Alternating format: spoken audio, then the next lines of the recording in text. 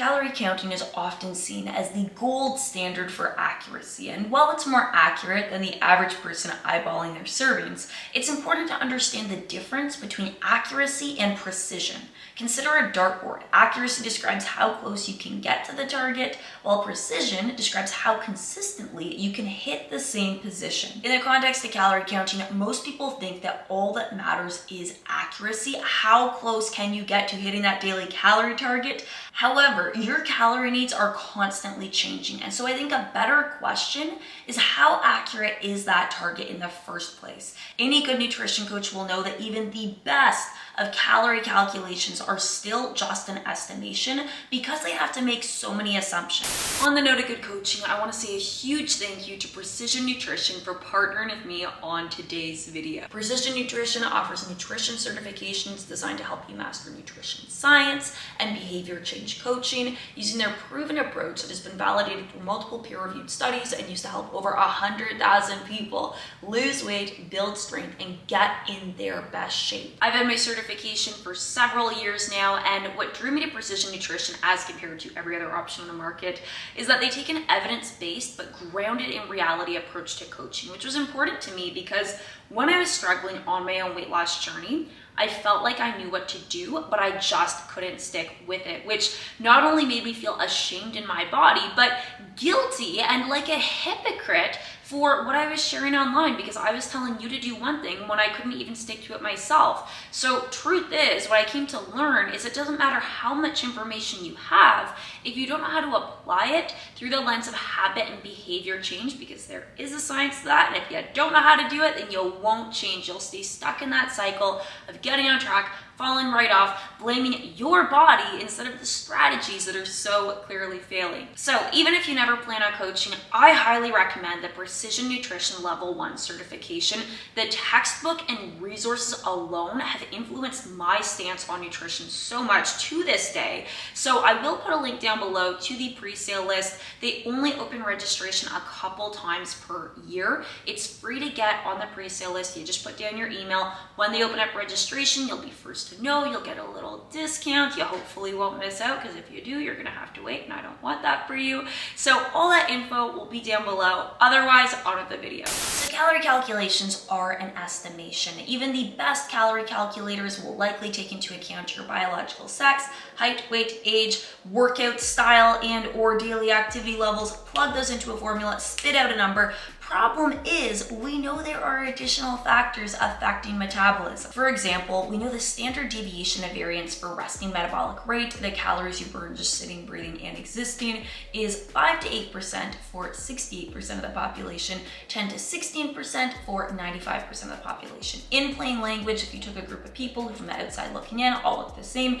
age, sex, height, and weight, there would still be differences in their metabolism due to genetics, hormones, specific medical conditions, etc. We also know that dieting history affects your metabolism, aka if you've lost a significant amount of weight, if you've spent extended periods of time at a calorie deficit, if maybe you're on like that yo-yo dieting roller coaster, these things can have lasting impacts on your metabolism. Metabolic damage, I have a whole series on this, and the consensus seems to be that as compared to people who've never lost weight, those who have will experience a 3 to 5% lower resting metabolic rate. And while that may not sound like a huge amount, it's not exactly something that can be taken into account by a simple calculation, as there are so many factors that go into your dieting history that would affect where you actually end up in that range. Not to mention that even if you're trying to calculate from the other side, most modern day activity trackers, those little things you wear on your wrist that estimate your calorie burn, are wildly inaccurate, especially when it comes to estimating calorie burn from activity. Long story short, calorie calculations are an estimation. The calorie target you start with probably isn't the most accurate and is not even something you should stick with. So going back to that dartboard analogy, calorie calculations are an estimation. Your real needs might be different from what you calculate initially. And so I'd argue what's more important is precision. How consistently can you hit the same mark? Because if you stick with something consistently, maybe if it's not the most accurate for your calorie needs, you are going to see changes in your body, and then you can adapt that target accordingly. Now you might be thinking, isn't calorie counting still the most precise way of measuring how much you're eating. Maybe kind of depends what you're eating and how you're measuring. For starters, nutrition information isn't always accurate, aka the calorie counts you see on nutrition labels as well as in app databases, that's not always gonna be correct. If you're tracking one apple, that could be one big apple or one small apple. Same goes for basically any produce or food items. You're counting a number of pieces rather than a specific weight. Not to mention, food companies may use different methods to estimate calories, so the FDA allows inaccuracies of up to 20% on labeling. We also don't absorb every calorie we eat, so different types of foods take more or less energy to break down and digest, and so a calorie isn't always a calorie in the scheme of things. For example, fats provide 9 calories per gram, 0 to 3% of which are used for digestion. Carbs provide 4 calories per gram, 5 to 10% of which are used for digestion.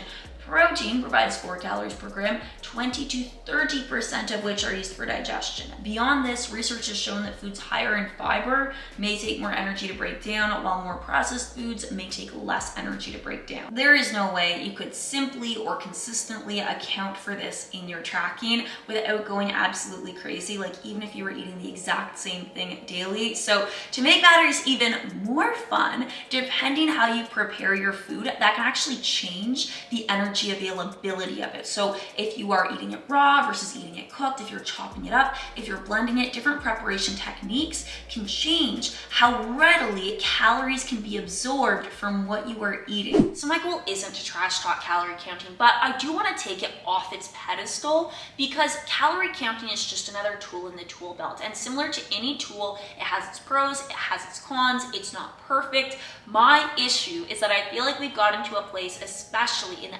evidence-based side of the fitness industry, where calorie counting has become a blanket recommendation for anybody looking to improve their eating, even though there are other strategies that we know may be better suited for newbies or for people at different points on their journeys. I mean, just think of the advice you see online. Want to lose weight? Don't do a detox, eat at a calorie deficit. Want to eat at a calorie deficit? Don't cut out food groups, just count your calories. And I think this advice is well-meaning, but at the same time, calorie counting isn't exactly a newbie strategy. There are many habits, many skills like meal prep, like meal planning, like eating on a regular schedule, things that should be mastered before we go introducing this level of skill. And so through that lens, I'm not surprised that so many people develop a bad relationship with eating if where they started was calorie counting. So the reason I stopped calorie counting is because I reached a point where, in theory, this habit should have been helping me be more consistent with my eating. However, what was happening in reality is I was getting so much anxiety over feeling like I didn't know how to eat. I didn't know how to listen to my body if I wasn't measuring, weighing, and tracking everything I was eating. And so it actually ended up sabotaging my consistency. Yes, I tracked calories for many years. It worked for me for many years, but I reached a point of my journey where it was no longer serving me. And that's okay, because different strategies will work at different points of your journey. Of course, I learned a lot along the way. I actually got to a point where I had been tracking calories for so long where I could look at a food, I didn't even have to measure it, and I could estimate, like, okay, this portion's gonna have about this many calories, this many grams of protein, you know, whatever. But that's all food was to me. I had no idea how to listen to my body. I didn't know how to interpret my cravings when I was actually hungry versus maybe when I was just bored. I was relying on numbers and factors external to my body to meet its needs. So I do have a mini series coming out that's gonna go over a more practical side of, like, not just why I stopped calorie counting, but how I stopped, because I am a very numbers oriented person. Obviously, I got to that place where I was only seeing food as numbers. And so it would have been terrifying for me to just go cold turkey, stopping any sort of monitoring or organizing around the way I was eating. And to be honest, I don't even think that's necessary. If you are like me, if you are really numbers oriented and outside of maybe not knowing how to listen to your body, you have an okay relationship with food, I think it's okay to go gradually. I think there are strategies you can take that make you feel safe as you move away from this extreme while still maintaining some degree of familiarity. So that is it for today's video. If you enjoyed this, definitely shoot me a thumbs up, pay it forward, share it with a friend, like, let me know in the comments down below. Like I said, I will have that mini series coming up. I'm actually really looking forward to this. I've been planning this for a while because I think it'll be helpful helpful if maybe you are in a similar position to me. But if you do want to go beyond that and deepen your own understanding of nutrition, I can't recommend the Precision Nutrition Level 1 certification. Wow, it's like a tongue twister.